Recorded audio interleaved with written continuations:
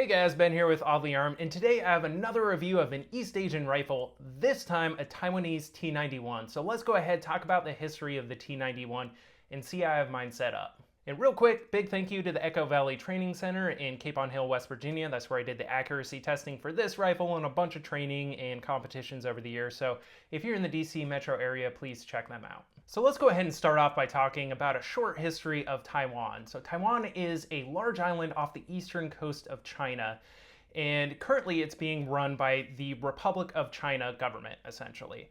So talking about the Republic of China, we actually have to go back to World War II. They were one of our primary allies in Eastern Asia. So they were fighting the Japanese and quite frankly getting absolutely demolished by the Japanese throughout World War II. However, they were helping us out quite a bit in keeping them tied up over there while we were fighting them on the islands in the Pacific. So following World War II and the victory of the US and the Allies, the Civil War continued on in China between that Republic of China government as well as the Chinese Communist Party, which was led by Mao Zedong. So in 1949, the fight really turned in favor of the Chinese Communist Party, and the Maoists were able to push the Republic of China government off of the eastern coast of China itself, and that government basically went into exile on Taiwan, and to this day, that is that same government that is still in power in Taiwan. To this day, the People's Republic of China, run out of Beijing by the Chinese Communist Party, is still looking to retake Taiwan and basically destroy the Republic of China government. So the defense of Taiwan and the government has been very, very important for Western interests for decades now.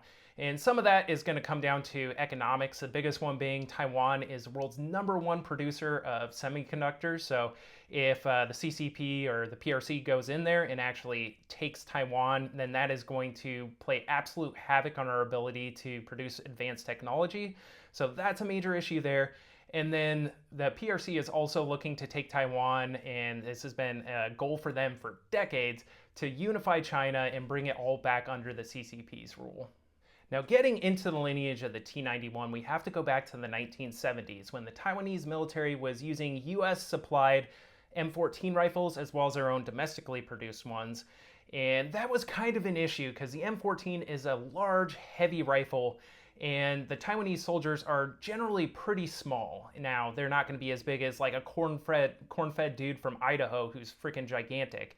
So they were looking for something a little bit more compact and light for their soldiers. And what they ended up producing was known as the Type 65. Now, the 65 actually does refer to a year, and that's based on the Chinese calendar, which is about 11 years behind where the Western calendar is. So this was about 1976 when the T65 came into service. Now, the T65 is an interesting rifle in its own right because it's kind of a combination of the AR-15 as well as the AR-180. So it's got the bolt design, buffer tube, all of that of the original M16, but it's mated with the GAT system, the short stroke gas piston system from the AR-180. The original T65 is pretty interesting looking in its own right. It basically has a rear sight of an M16A1 minus the charging handle, so really interesting looking receiver design. However, throughout the years, they did do some upgrades to it, and with the T65K2, they actually went back to using an actual carry handle on there as well, but they were still looking for something that was a little bit more modern and up to date with their rifles. And throughout the 1990s, Taiwan worked on the design of the T86, which was a potential replacement for the T65. And essentially what that was a shorter version of the T65 that had some other updates. It had the carry handle on there still, but it was a little bit more modernized. But that was never fully adopted by the Taiwanese military. They did continue development of the T86, so up until 2002 when they ended up with the T91. So this was the final product they ended with after that development cycle, and it was adopted by the Taiwanese military. And back in 2002, this was actually considered a very modern rifle because of course it uses that same short stroke gas piston system from the T65. It's a little bit modified in how they do it, and then the disassembly was very heavily modified so you could take everything out the front. But it was more or less the same system that they've been using for years. So you have a short stroke gas piston, basically an AR-15, because the lower receiver, everything down here is AR-15 standard and compatible, and the upper itself is really what set it apart, and this predated designs like the HK416, so our more modern short stroke gas piston guns. which is pretty cool, and how this is typically known as the HK416 that we have at home today. Taiwan also exported a large amount of these rifles, and primarily to the Middle East. So you have countries like Jordan, the United Arab Emirates, as well as Kuwait adopted a fairly large amount of these rifles. So they did see quite a bit of combat service back in the global war on terror, at which point they actually did quite well. They got a pretty good reputation of being a reliable rifle.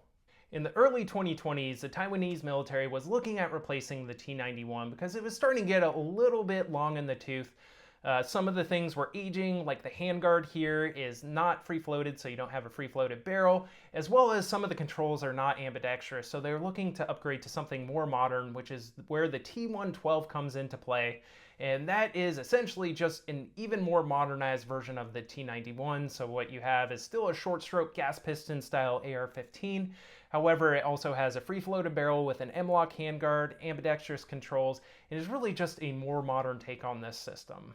When it comes to the T91 in the US, these have always been imported just as an upper receiver group, so they've never been coming in as complete rifles or with the original Taiwanese lower receiver.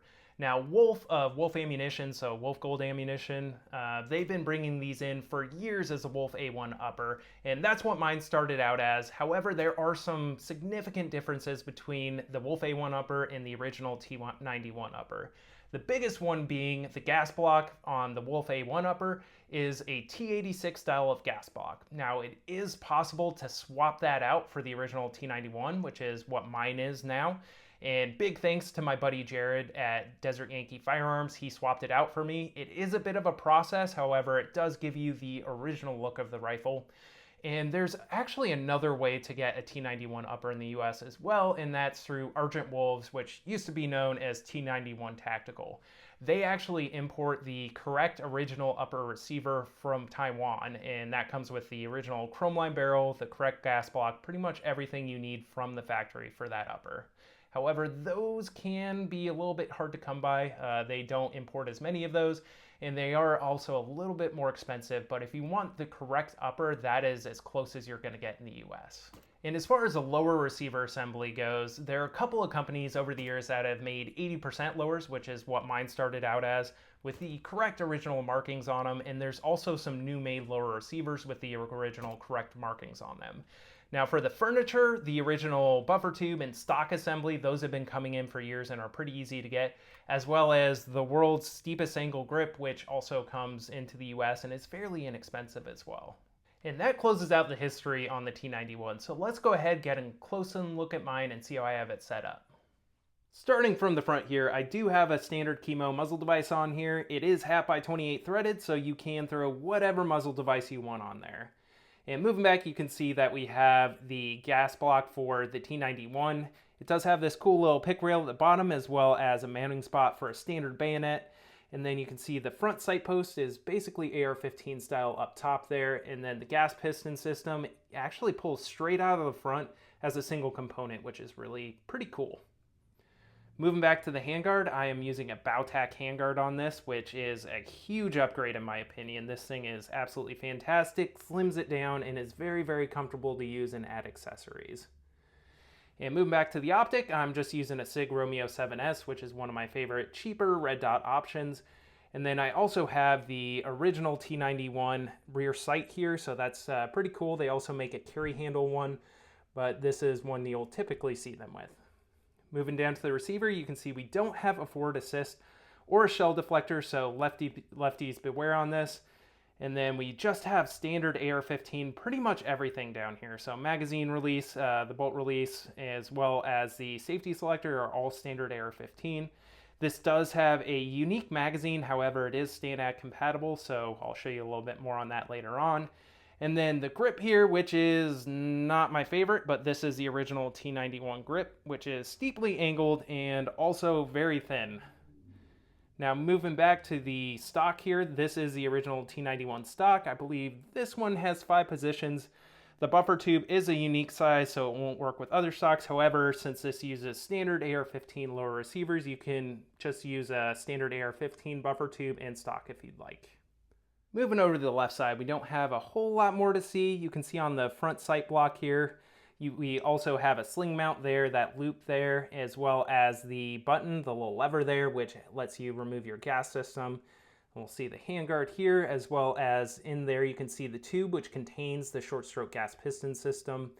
And moving back to the receiver, you can see this is my 80% lower, which has all the correct markings from the original T91. And then the controls in general are going to be the same as an AR-15. On the original T91, it actually has a 4-position selector mode. So you have safe, semi, 3-round burst, as well as automatic. So it goes in a full 360. Now there's a grip again, and there is a little storage compartment in the bottom there. And there's nothing else too crazy to see. The charging handle is 100% compatible with AR-15s, and everything else here is about the same. And we're going to go ahead and kick off the ratings with accuracy, where the T91 is going to get a 4. Utilizing 55 grain M193 ammunition, I was able to get a 2.4 MOA group at 100 yards with this rifle, which is very respectable given it doesn't have a free float barrel, and that's just with standard ball ammunition. And next up we have Aftermarket, where I'm going to give the T91 a 4. So speaking specifically about the upper receiver, there's a couple of different companies that makes parts for this rifle. One of the biggest importers of parts is going to be Argent Wolves, which used to be known as T91 Tactical. And for one, they bring in these Baotac Taiwanese handguards. These are absolutely amazing, and they have multiple different variations and lengths of them. So if you want to upgrade to the most modern spec possible, these are probably your best bet. But they also have different handguard style options. They have a separate, I think it was originally an airsoft handguard for M-LOK as well, and a Picatinny quad rail style handguard as well for these rifles. Now they do import other parts as well for them, as well as like bolt carriers, bolts, stuff like that. And then they also do the original grips as well as the stocks. Line Mount is another website that also carries original T91 parts, so that includes the stock and buffer tube assembly, the original grips, original T91 magazines, stuff like that. They do import those as well. Now, if you want to be bougie and get a lower receiver that has the original markings for the T91, you have a couple of options. Detroit Armament makes those receivers, as well as Bad Attitude Dealer, so if you want to get something like that, those are your options. Where the T91 really makes its money as far as aftermarket goes is its compatibility with standard AR-15 parts. So the lower receiver assembly is 100% AR compatible. So you can run this upper receiver on pretty much any AR-15 standard lower receiver and it'll work perfectly fine. So for example, I've actually used this upper on my buddy's transferable M16 lower receiver and it worked perfectly. So if you want to have a different trigger to include FRTs, it should work in this rifle, which is pretty cool option. Different stock scripts, whatever you want from the AR-15 will work with this rifle.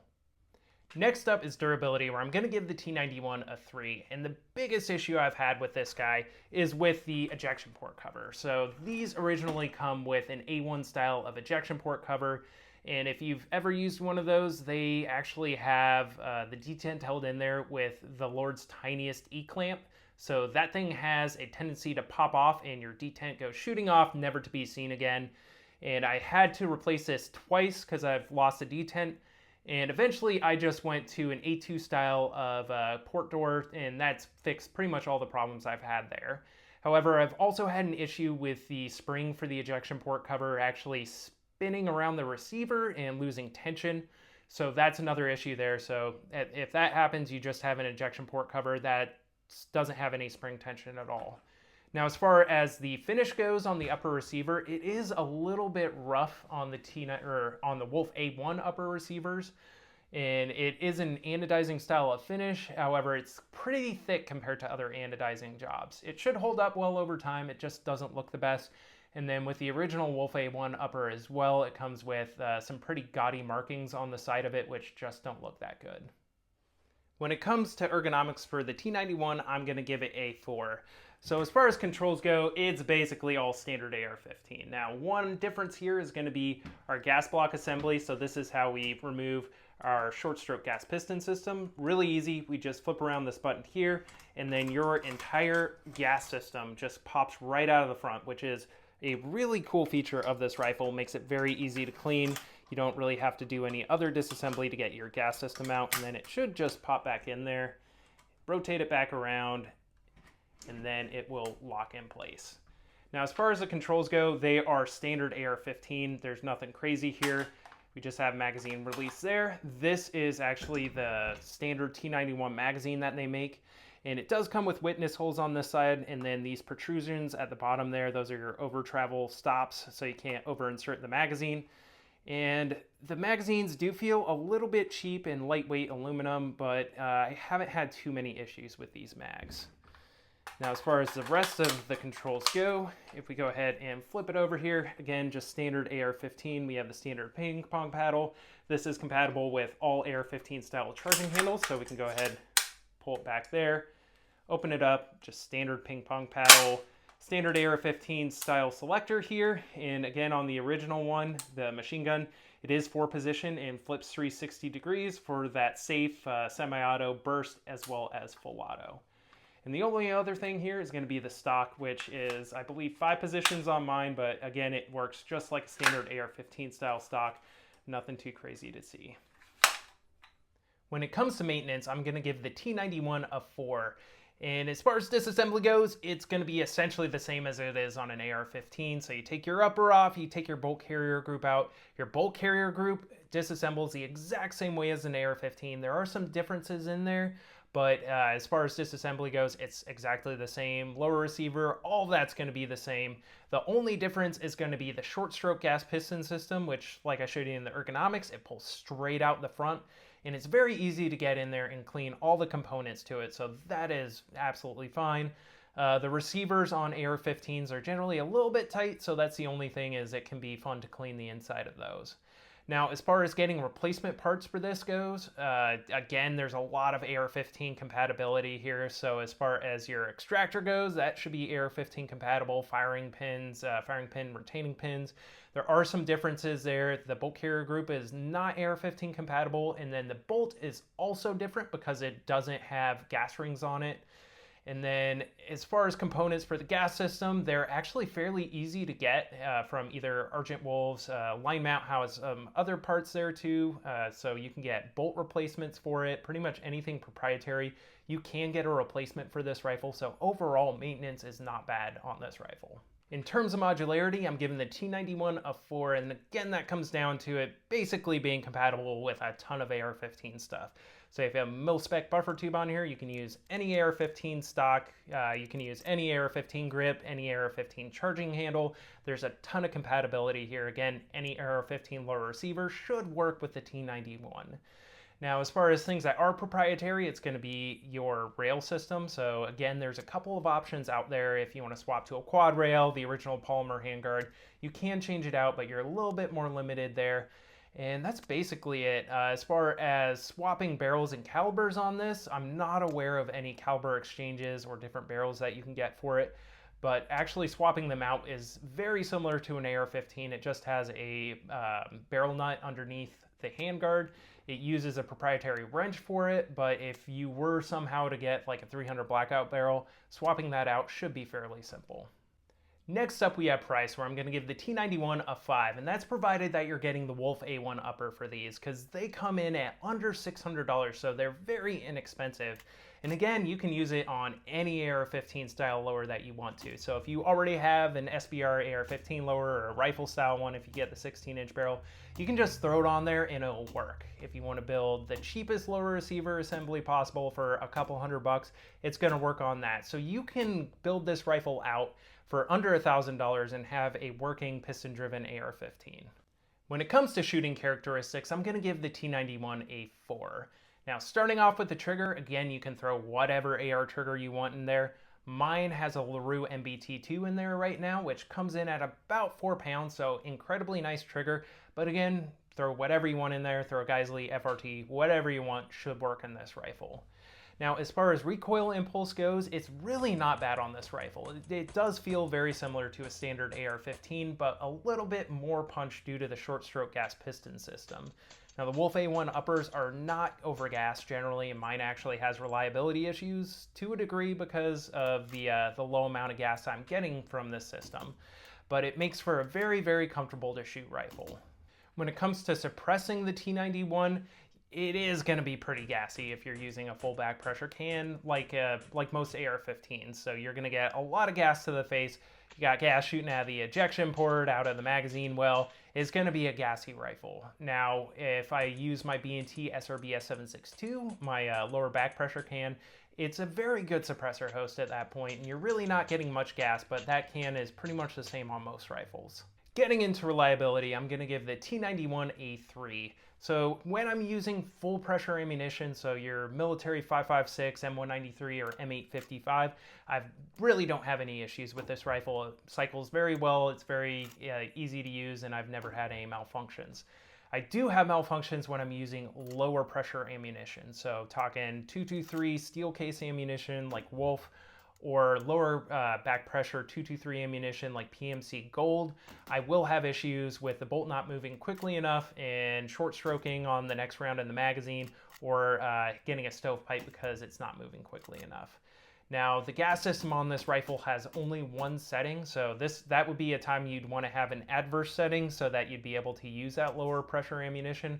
However, that's not an option with this rifle, so you really need to be using full back pressure ammunition. And next up we have weight, where I'm going to give the T91 a 4. So in my 12.5-inch barrel setup here, it's coming in slick at about 6.9 pounds.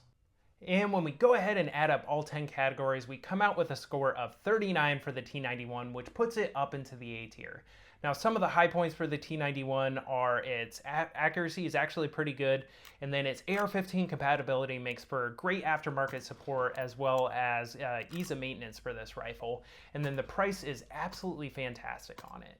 Now, on the downsides, the durability on the upper receiver is not my favorite part of this rifle, as well as the reliability for me has not been great with lower pressure ammunition. And the last thing we'll talk about is where I think the T91 belongs on the cool tier, and I'm going to put it down into the C tier. And that's because there's not a whole lot of presence of this rifle.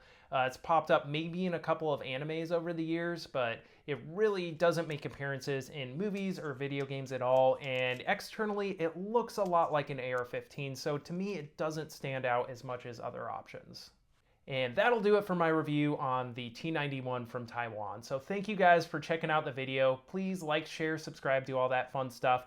And I'll have more videos here coming out in the near future.